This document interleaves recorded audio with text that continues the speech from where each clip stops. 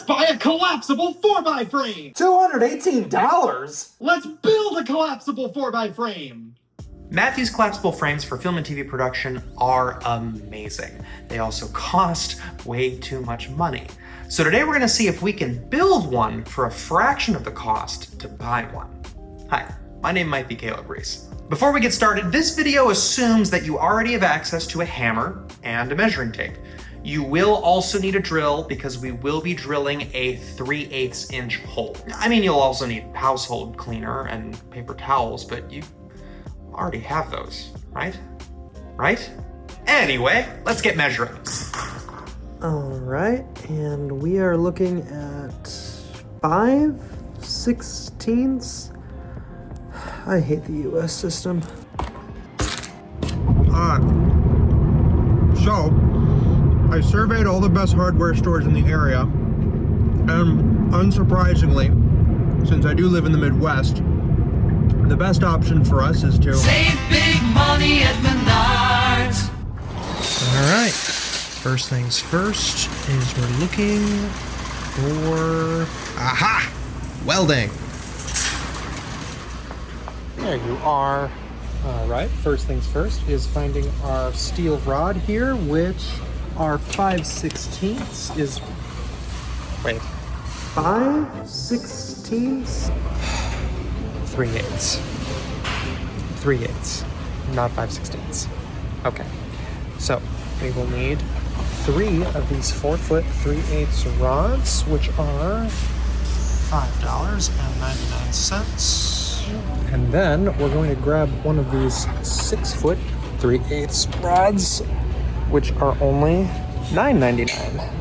And tell you what, let's just grab another 5/16 at 4 foot for the extra support. Save 50 cents. And lastly, to get really fancy here, let's grab this 1/2-inch tube for $9.99. And for those of you keeping track at home, we are now up to $43.24 before tax. But we can't just stop there because we're gonna need a welder. No. I am just kidding. We are not getting a welder. I live in a 1-bedroom apartment and there is no place to put this nor use this without probably breaking just a ridiculous amount of rules or inventing some for my apartment, because no one would be in their right mind to bring a welder to a high-rise. I'm gonna teach you how to do this without a welder, even though, I do wish I could take it home with me. No, what we're gonna use instead is, yeah, it's just as good. It's an actual welder. Oh, right. Good drill will run you like 120 to 200 bucks. I don't recommend this brand at all, but it's probably maybe about the price. And a cheap drill bit set is like $11, $19. I already own this again, so not buying another one. But we are buying an angle grinder. Still disruptive in an apartment, yes, but at least we'll be able to get the job done more effectively this way. I'm not going to be looking for anything too fancy here. Probably just going to go for this $34 Performax that I can put a side handle in. I am not going to use it very often, so in this case, I'm not going to go expensive. Although I would normally recommend going more expensive if you're going to be using it a lot. We'll grab some cutting discs specifically for metal. And please get spares because you will immensely regret it if you only get one. They shouldn't break with what we're doing, but if they do, you'll have to come back here all over again.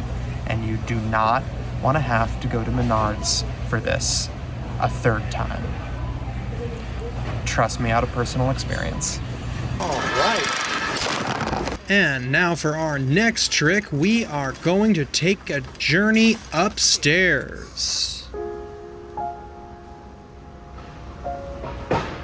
Maybe I should have taken the elevator instead.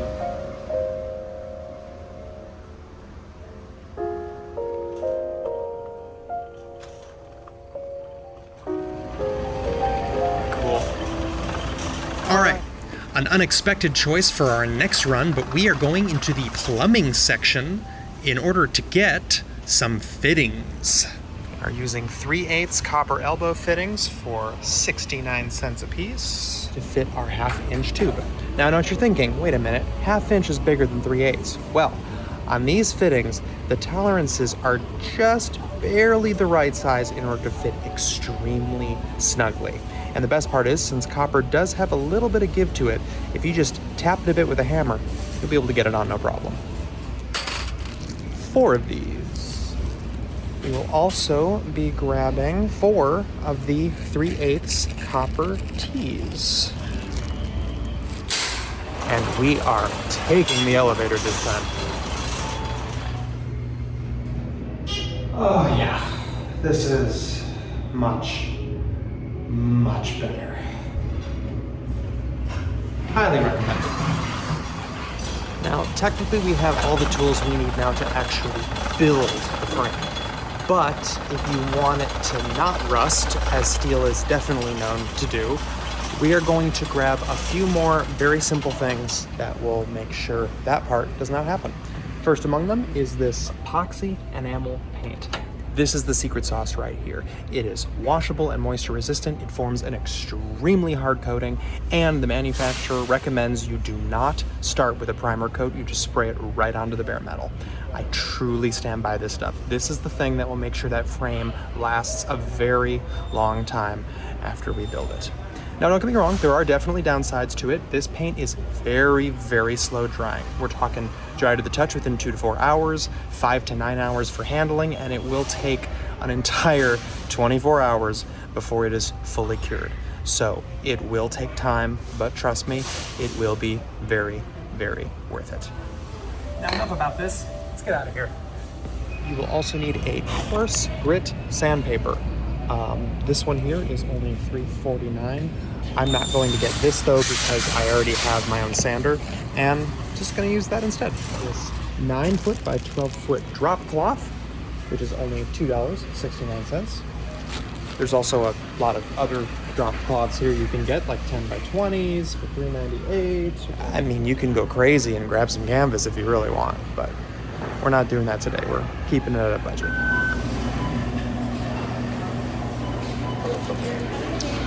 Thank you. Okay, first things first, we need to clean these things because, newsflash, they're pretty dirty. I legitimately mean like pretty dirty. The coatings that they place on these things to prevent rust and travel easily are very wonderful, but also very disgusting. So be sure to actually clean them properly. So obviously the first step in all of this process is to lay out all the pieces and measure them to figure out how roughly long everything should be. In this case, I found these connecting poles aren't as exact as one would expect. One of them measured out at 43 inches and 5/8 of an inch, and the other one measured out at 43 inches and 1/2 an inch. So if Matthews is gonna have quality control like that, then I think we can afford to get away with our own. The connecting pieces here are surprisingly precise, coming in at basically 3.5 inches. Now, since we can't weld this T-bar together, and believe me, I really wish I could, we are going to have to cut one of these 48-inch poles into 2 halves, slightly shorter than 48, in order to accommodate this connecting. So let's go do that. Now that we're here, and before we keep going, let's grab one of our T-joints, grab our drill, and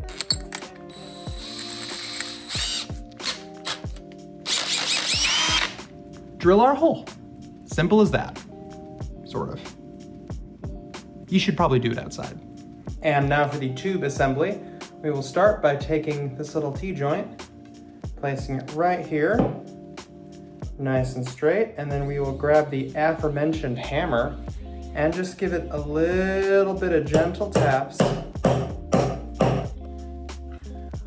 Let's move this outside.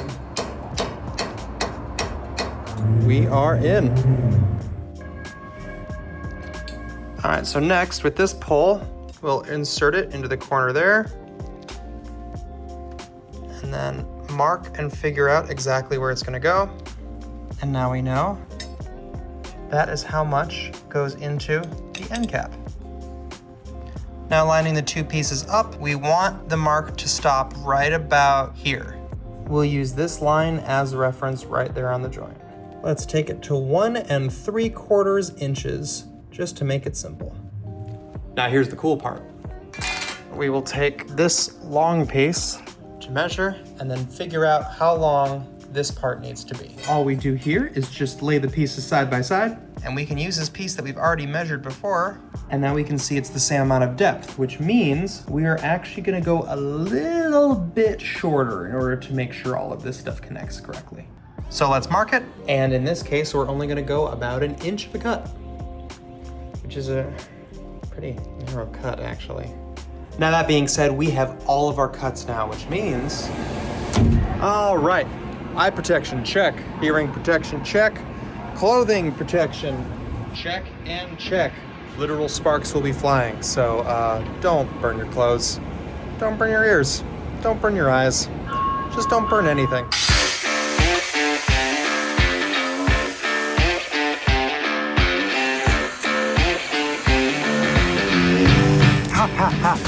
So those are hot. We better wait for them to cool down. I think some of the larger bars will work out just fine though.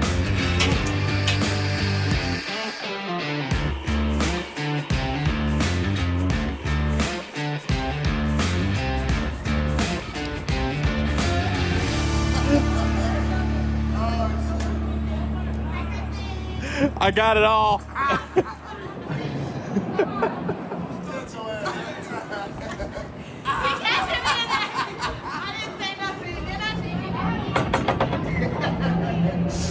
Well, so much for keeping a low profile.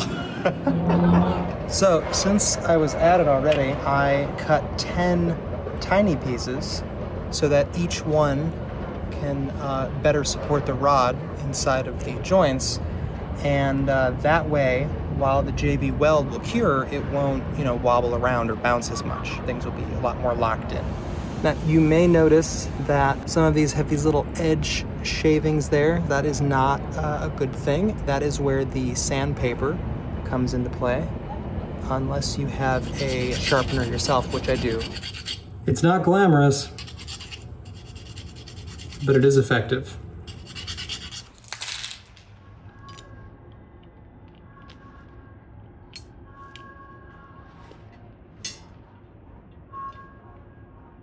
There we go, exactly the right length.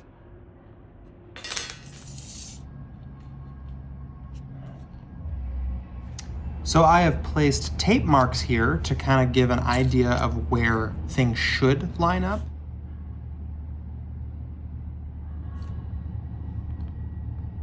So yeah, I guess spoiler alert, you better have some tape.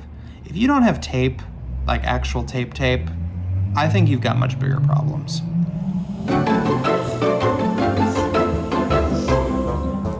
There it is. With all of the bones now in place, the whole frame is ready to go.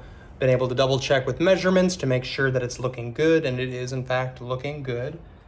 So the next part is to mix up the JB weld, place it in the joints, and leave it overnight to see how it cures. That smell is just the worst.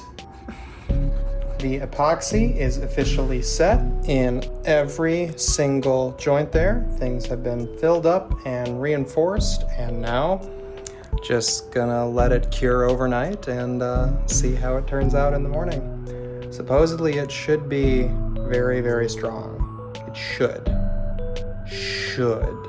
I guess we'll find out together. All right. Good morning. We are now going to inspect the work. Nice and dry.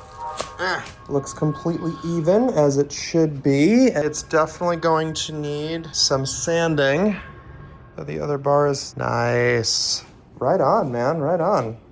The next step here is to sand off all of these bits so that it is fit for the spray paint. Now, I'm using a file. You definitely don't need to do that. Sandpaper would suffice just as well, but since I have the file, I prefer to use that implement instead. Let's take a look at the whole freshly sanded piece.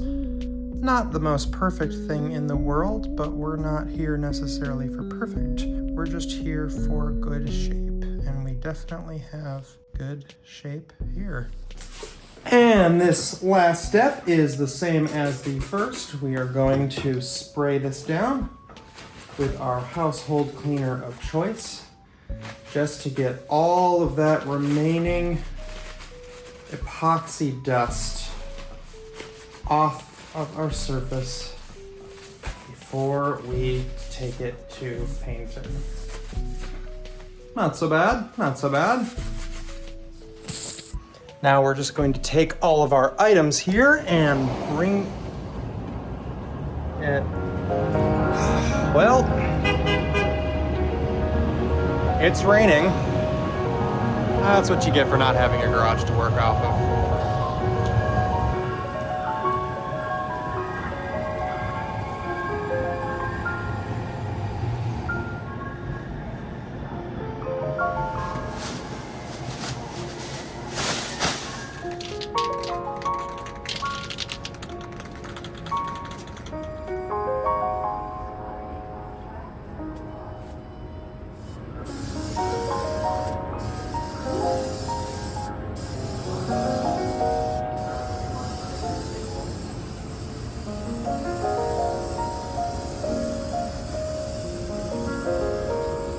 So the good news is it's halfway done.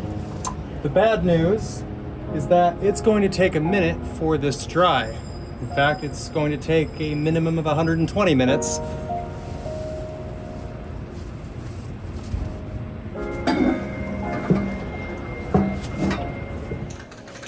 Oh hey, it's another costume change.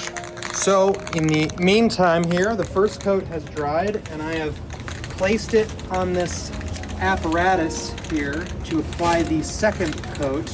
Overall, I'm pretty pleased with the first coat. It looks really nice. It's going on well, and it looks like the second coat may end up going quite well. So let's hop to it. This would be so much easier if I didn't have to deal with the wind and the rain and the balcony. If I had a garage, this would be significantly easier if I had a garage. I'm gonna look back on this and think, what are you doing? And the answer is building a frame.